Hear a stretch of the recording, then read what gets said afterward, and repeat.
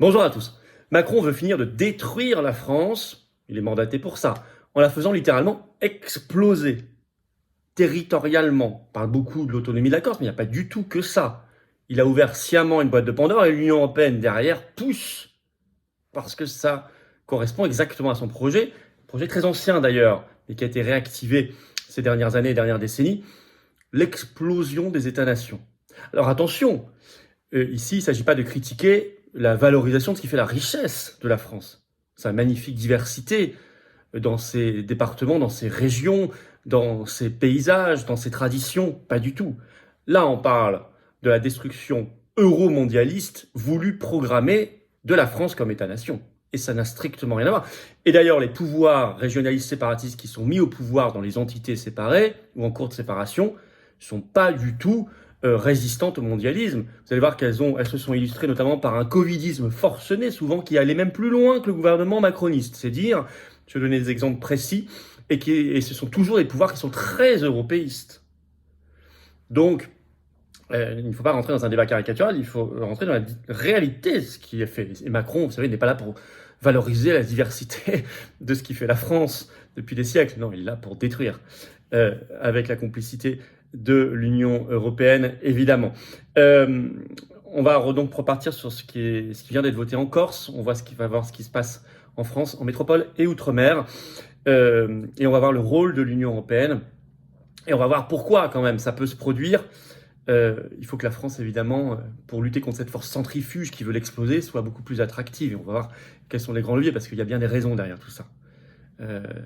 Si l'État-nation France s'affaiblit, c'est aussi parce qu'il y a des raisons d'affaiblissement. On va voir tout cela dans cette vidéo très importante. N'hésitez pas à la partager, à vous abonner pour cela à cette chaîne YouTube en cliquant sur s'abonner. Un petit clic en dessous, c'est gratuit. Vous êtes abonné à la chaîne, c'est extraordinaire. On se retrouve, grand merci. Ça va aider énormément la diffusion des vidéos. On va toucher de nouvelles personnes grâce à votre abonnement à la chaîne. On se retrouve en direct ce vendredi 29 mars à 19h sur cette chaîne. Je prends toutes vos questions que je vais découvrir en direct. Ayez de l'imagination, s'il n'y a pas de tabou, il n'y a pas de langue de bois ici. Et puis, toute l'actualité, bien sûr, française et mondiale la plus explosive, il y a de quoi dire. Hein. On y revient, ramener du monde ce vendredi sur cette chaîne-là, 29 mars, 19h. Je suis, grande réunion publique, Palavas-les-Flots, jeudi 11 avril à 19h. Inscrivez-vous par un lien sous la vidéo en description. Européenne 2024, Tour de France de la Liberté, ça va être un très grand moment. C'est ouvert à tous, adhérents comme non-adhérents.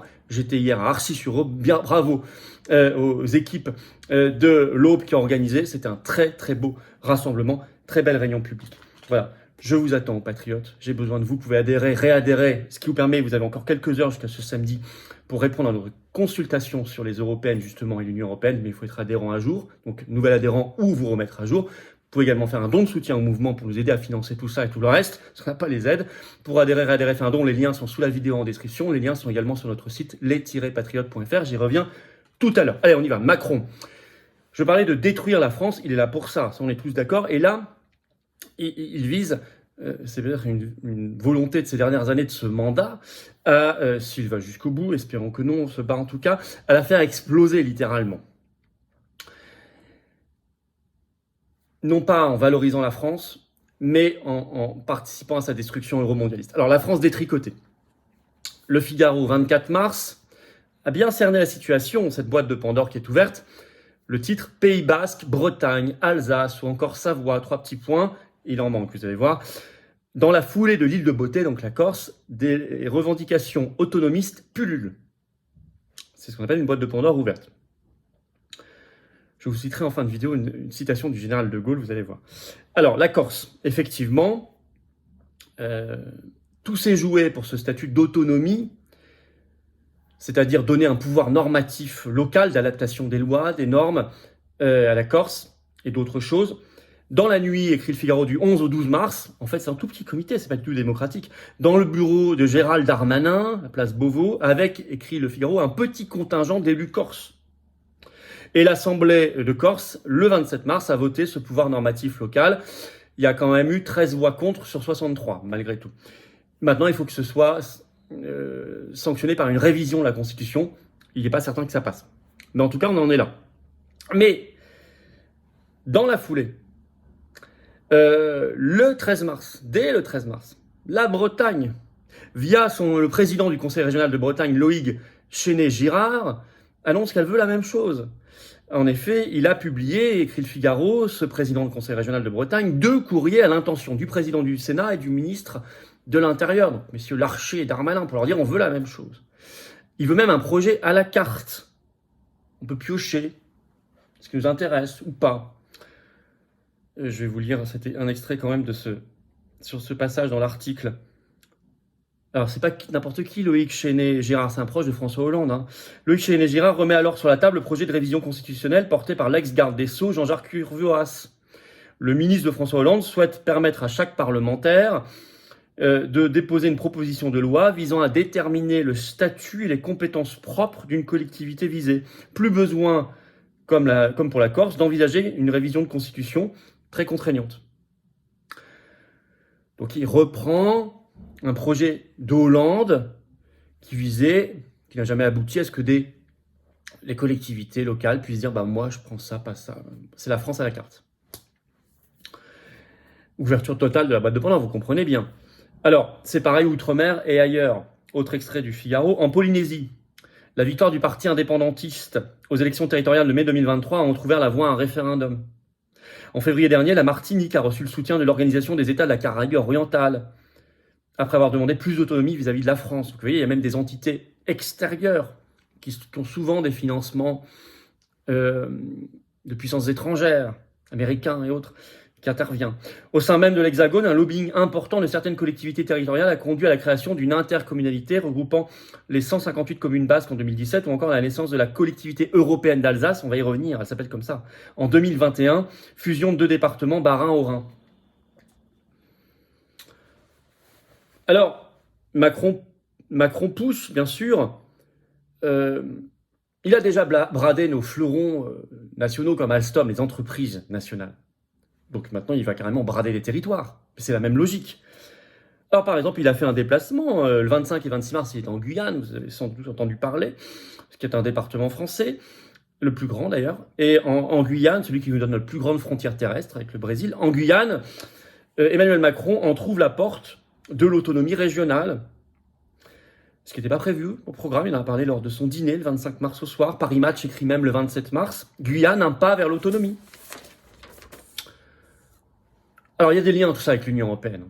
C'est pas du tout en dehors de l'influence de l'Union européenne. Je vous disais, destruction euro-mondialiste des États-nations. On voit bien d'ailleurs cette volonté chaque fois de se signifier européen, européiste. Par exemple, on vient d'en parler, depuis 2021, il y a la collectivité européenne d'Alsace avec le bleu et l'étoile du drapeau, du torchon de l'Union européenne dans le logo officiel. Je trouve personnellement que l'Alsace mérite mieux. J'ai toujours milité et voté contre les grandes régions, un Grand Est, les fusions. Moi, je suis pour qu'il y ait une Alsace, une Lorraine, une Champagne-Ardenne, en tout cas du point de vue régional, d'existence dans la France. Je ne parle pas d'entité administrative parce que je pense que nous n'avons pas besoin d'élus supplémentaires régionaux et de conseils économiques et sociaux environnementaux régionaux qui sont des fromages, qui coûtent très cher. On n'a pas besoin de ça. On a besoin de local, mais pas d'autant de strates. Mais en tout cas, il faut qu'il existe une vraie Alsace, une vraie Lorraine, etc. Et donc, j'étais contre le Grand Est. Et donc, l'Alsace a voulu riposter par rapport au Grand Est en créant sa collectivité européenne d'Alsace et en se rapprochant de l'Union européenne, en squeezant la France. Vous voyez la logique. La Moselle aussi, le 9 mai 2019, c'est significatif. Le 9 mai, c'est le jour de l'Europe, le jour de l'Union européenne, c'est la fête de l'Union européenne. Ce jour-là, la Moselle a demandé à devenir un euro-département français, avec ce qu'elle appelle un droit à la différenciation. Boîte de Pandore. Il faut savoir que le traité de Maastricht a créé depuis 1994 une instance officielle, un comité européen des régions, pour un dialogue direct entre l'Union européenne et les régions, sans passer par les États-nations. Que depuis une loi en France du 27 janvier 2014, qui vient en fait du droit européen, les fonds européens ne sont plus distribués uniquement par l'État, mais essentiellement par les conseils régionaux, pour créer un lien direct entre les régions et l'Union européenne, en squeezant l'État. Or, ces fonds européens représentent un tiers du budget de l'Union européenne. Il y a de plus en plus de création d'euro-régions, comme par exemple, qui regroupe la Catalogne française et espagnole, ou ce qu'on appelle au centre de l'Europe, enfin France, Allemagne, Belgique, Luxembourg, ça, la banane bleue, etc. Et puis, bien sûr, vous savez qu'il y a des projets européistes d'Europe des régions, qui sont souvent issus du pan-germanisme, qui datent même d'avant-guerre, et qui ont été réactivés dans l'immédiate après-guerre et qui sont à la fondation du projet de ce qu'on appelle construction européenne, qui est une destruction aujourd'hui. Donc il y a des liens étroits entre les séparatismes et l'Union européenne. Et vous voyez qu'on est très très loin de ce que nous aimons tous, c'est-à-dire la diversité de notre pays. Il ne s'agit pas de vouloir tout uniformiser, mais on est là, vous comprenez bien que ce n'est pas le même combat. Il ne faut pas mélanger. D'autant que les pouvoirs régionalistes séparatistes sont souvent, même toujours, ceux qui sont mandatés en tout cas, sont toujours européistes et covidistes. Le covidisme a été un bon indicateur, en Corse par exemple. Il y a des articles toujours en ligne, France Info, 20 avril 2021, donc avant même la généralisation du pass sanitaire. Eh bien la Corse, destination test du pass sanitaire. Il fallait dès le 19 décembre 2020 en Corse, un test PCR Covid négatif pour pouvoir aller en Corse, ce qui est incroyable parce que c'était entre Corse et continent, donc entre deux territoires français. C'est une honte. Mais qui avait poussé à ça? Eh bien notamment Gilles Simeoni, le président du conseil exécutif de Corse, et tous les élus les plus régionalistes et séparatistes de Corse. C'est ce que rappelle très tôt dans la crise Covid un article de France Bleu, toujours en ligne, pour aller le voir, qui date du 7 mai 2020, qui est délirant. Je vais vous lire. 7 mai 2020. Cette première étape s'étend du 11 mai jusqu'au 13 juin prochain, 2020. 6 semaines qui seront consacrées à continuer le combat contre le Covid-19 en réduisant le nombre de cas. Pour ça, Gilles Simeoni, donc président du conseil exécutif de Corse, celui qui vient de négocier avec Darmanin, souhaite une politique de tests massive, au-delà des objectifs gouvernementaux, précise-t-il. Il fait plus que Véran. Le rapport de l'exécutif prévoit également une stratégie pour la généralisation du port du masque, avec une nouvelle commande par la collectivité de Corse, notamment 2 millions de masques chirurgicaux et 1 million de FFP2, bec de canard, après les 2 millions d'unités reçues déjà récemment. La seconde période imaginée par l'exécutif corse débuterait à partir du 23 juin à l'époque 2020, se poursuivrait durant toute la saison estivale. Une période consacrée à la relance de l'économie insulaire, notamment via le tourisme. Pour Gilles Simeoni, pas question d'accueillir des centaines de milliers de visiteurs sans contrôle. Le président de l'exécutif corse propose que toutes les personnes souhaitant venir en Corse soient préalablement testées.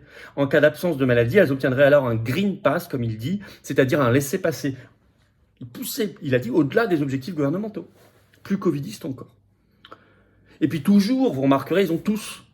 Vous les voyez quand ils sont filmés en interview, notamment dans leur bureau, ils ont le drapeau, généralement de leur collectivité, et le drapeau de l'Union européenne, le torchon bleu à étoile à côté. Toujours. Toujours. Donc c'est même pas une vraie indépendance qu'ils veulent en fait. Vous voyez, ce sont pas des... on est très loin encore une fois de la valorisation de la diversité française, que nous aimons tous. Je veux dire, en Corse, on ferait mieux de s'intéresser à savoir la vérité sur l'assassinat dans une prison à Marseille en mars 2022 d'Ivan Colonna.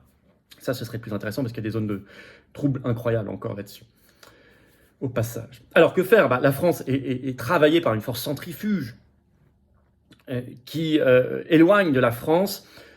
Alors, parce qu'il y a effectivement des puissances étrangères, des institutions supranationales comme l'Union européenne, avec des think tanks américains, allemands, etc., qui travaillent à la destruction de la France. Personne n'est naïf là-dessus, on en a parlé. Mais il faut aussi regarder ce qui se passe en France. Pourquoi la France n'est pas suffisamment attractive? Pourquoi il y a des gens qui s'éloignent? Écoutez, c'est pas très compliqué à comprendre. Quand vous avez des dirigeants qui déshonorent la France en permanence, Macron encore récemment, des ministres qui font honte, ça donne pas très envie. Quand vous avez une diplomatie dégoûtante, complètement alignée, ça donne pas très envie. Quand vous avez une immigration massive qui déstructure le pays, ça donne pas très envie. Quand vous avez un président, Macron, en campagne en 2017 qui déclare « Il n'y a pas de culture française, comment voulez-vous que ça soit attirant ?» Quand vous avez le sentiment de payer toujours plus, prélèvement obligatoire, alors que vous avez toujours moins de services publics en face, ça donne pas très envie non plus, etc. Donc ça peut être des pièges, ça. Des pièges.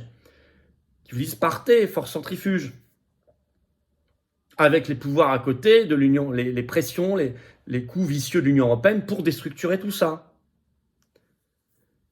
Or, la France, c'est notre patrie. C'est l'être aimé. C'est l'âme de cette France éternelle, riche de ses départements, de ses pays, de ses régions, de ses terroirs, de ses traditions, de son outre-mer, bien sûr. Si on veut rapprocher les gens, le peuple français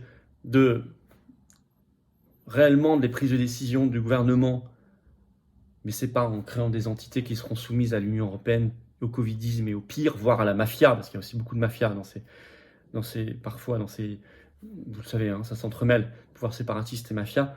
C'est pas comme ça qu'on y arrivera. Ça ne créera que des désillusions terribles et beaucoup de pauvreté. Non, ce qu'il faut, c'est créer des outils comme le RIC, que les gens se réapproprient la décision. C'est de redonner de la liberté d'expression aux gens, leur liberté, se battre pour le respect, la dignité, des responsables politiques avec un P majuscule qui ne fassent plus honte, qui soient dignes, qui défendent le bien commun et qui seront très heureux et ravis de valoriser toute notre diversité française, mais sans avoir besoin de casser l'unité de la France, ni d'ouvrir la boîte de Pandore des séparatismes euromondialistes. Et vous voyez que c'est un autre projet bien plus réjouissant, mais qui suppose de rompre avec l'euromondialisme, justement, et avec les dirigeants traîtres. Je finirai par une citation du général de Gaulle. Le Point l'a rappelé tout récemment. Je cite Le Point. Sous la 4ème République, quand la France déclinait, quand notre empire colonial partait en capilotade, le général de Gaulle aimait servir cette plaisanterie à ses visiteurs. Le système perdra, le régime disait en fait, le régime perdra aussi l'Alsace, la Lorraine, la Corse, la Bretagne.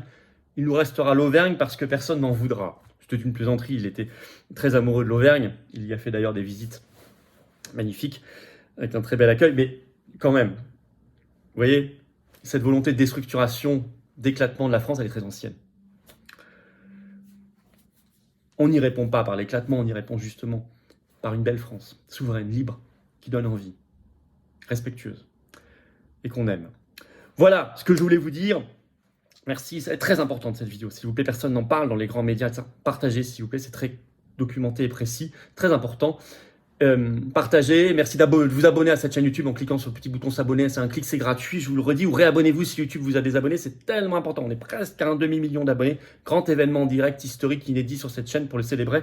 Précipitez-le, s'il vous plaît, et aidez à la diffusion de ces vidéos. Et puis on se retrouve en direct à 19h, ce vendredi 29 mars sur cette chaîne. Préparez toutes vos questions, je réponds à tout sans langue de bois, sans tabou, et on regarde toute l'actualité ensemble. Ça va être un très grand moment. Grosse actu, très gros direct. Allez, je vous attends, patriotes. Il vous reste quelques heures pour adhérer, vous remettre à jour, pour donc recevoir la consultation pour répondre, l'élection européenne notamment. C'est réservé aux adhérents à jour. Mais vous pouvez également adhérer tout simplement pour être dans une belle famille, rencontrer des gens qui pensent comme vous près de chez vous, justement en métropole, outre-mer ou à l'étranger, on est présent partout. Je vous incite à le faire dès maintenant. Rejoignez largement le plus grand mouvement souverainiste et de défense des libertés et de la paix de France. Présent aux européennes, je suis tête de liste dans le rassemblement souverainiste et résistant, 9 juin. Vous pouvez aider justement au financement de ces européennes par un don également aux patriotes et aider toutes nos actions au quotidien. Parce qu'on n'a pas les millions, les banques, les milliards, les médias du système, on les aura jamais. Bien non, on est 100% dans la résistance anti-oligarchique.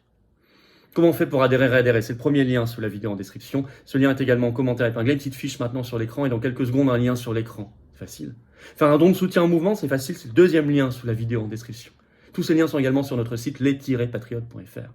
Tout ça, c'est défiscalisé de vos impôts aux 2 tiers. Ça fait baisser très concrètement, massivement vos impôts que d'adhérer, réadhérer ou donner. Profitez-en. Vous mettez 100 €, ça enlève 67 € d'impôts. Vous mettez 2000 €, ça enlève 1333 € d'impôts. Vous mettez 10 €, ça enlève 6,67 € d'impôts, etc. Bravo aux donateurs, aux réadhérents, bienvenue aux nouveaux adhérents patriotes et vive la France.